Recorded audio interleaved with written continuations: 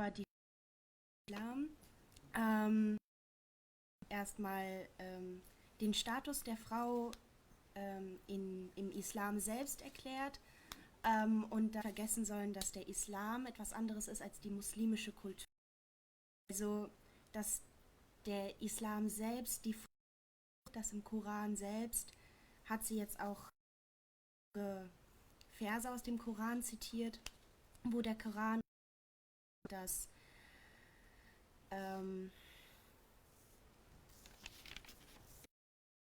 jetzt bin ich überfordert.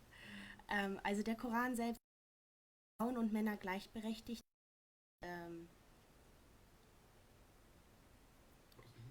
Nein.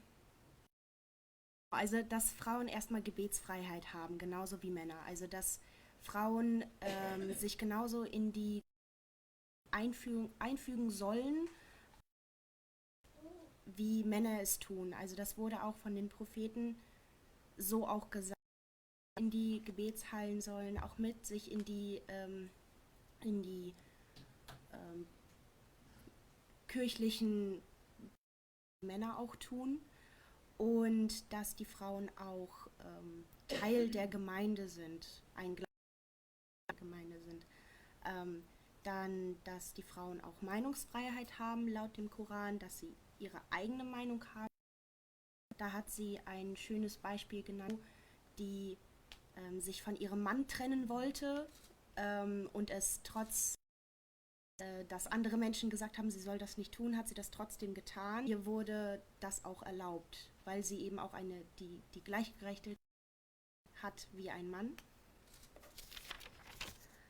Genau.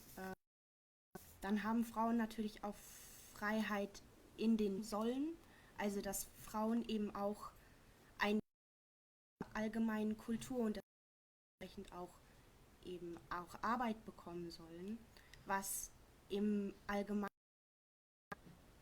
meistens nicht der Fall war, weil weil der Islam seine Ursprünge im Mittelalter hat und dementsprechend am Anfang gesagt, die islamische Kultur im Mittelalter herkommt, wo die Frauen nicht oft auf der Straße waren, wo die Frauen nicht oft ihr haben, wo sie unterdrückt worden sind, weshalb die Kultur und das islamische Miteinander eine andere sind, als sie eigentlich von gesagt worden sind und eigentlich im Koran steht.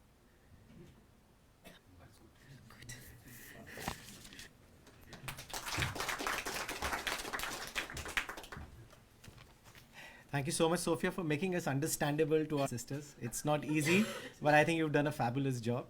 Our next topic is something that you would have heard the misused word, I would say, and people do not really understand about what is the reality of jihad. So our next speaker will talk on the concept of jihad and peace in Islam. Our next CPS member is Miss Razia, HR professional in one of the leading German companies of the world. And also from CPS side, she's been an active participant in various talks. And also she's been doing a lot of corporate workshops on stress management. She's also part of the editorial team of CPS and does very critical work for Center for Peace and Spirituality. So she'll be doing a presentation on concept of jihad and peace in Islam. Ladies and gentlemen, Razia Siddiqui.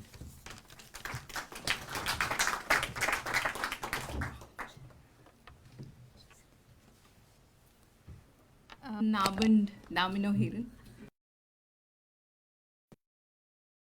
Start of my presentation is actually with this one image which I had once come across.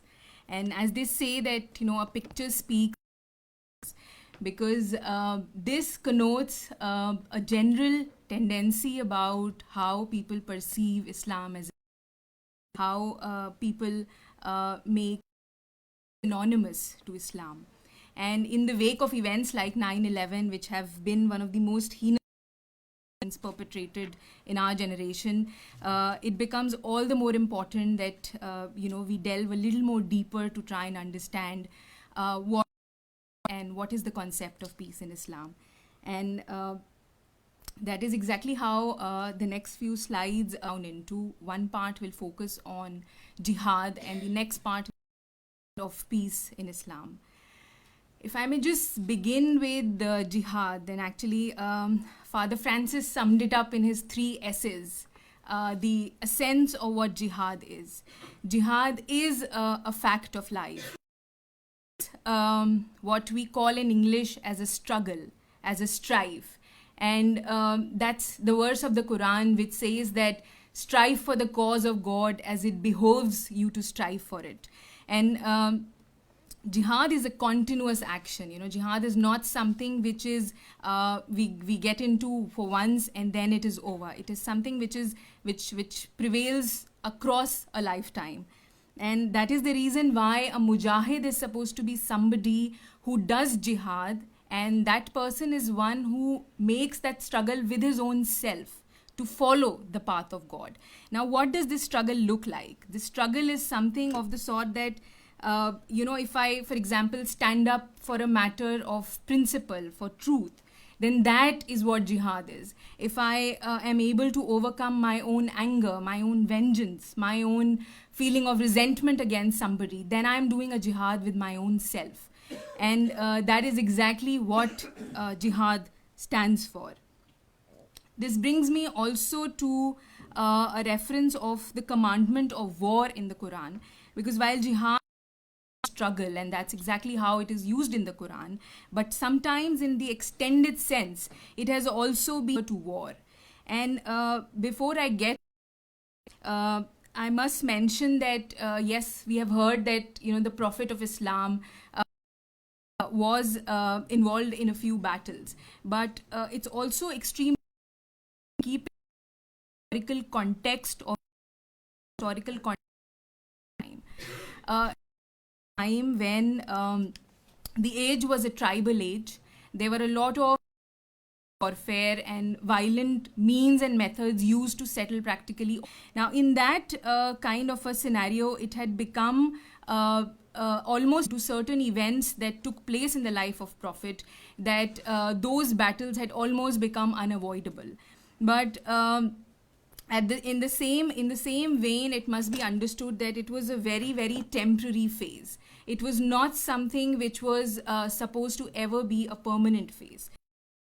In time, the freedom of religion was not a recognized right, and there were a lot of hostilities that were meted out on Prophet and their companions, because when at the advent of Islam in 610 AD in Mecca was a place where polytheism was practiced, and Prophet of message of monotheism.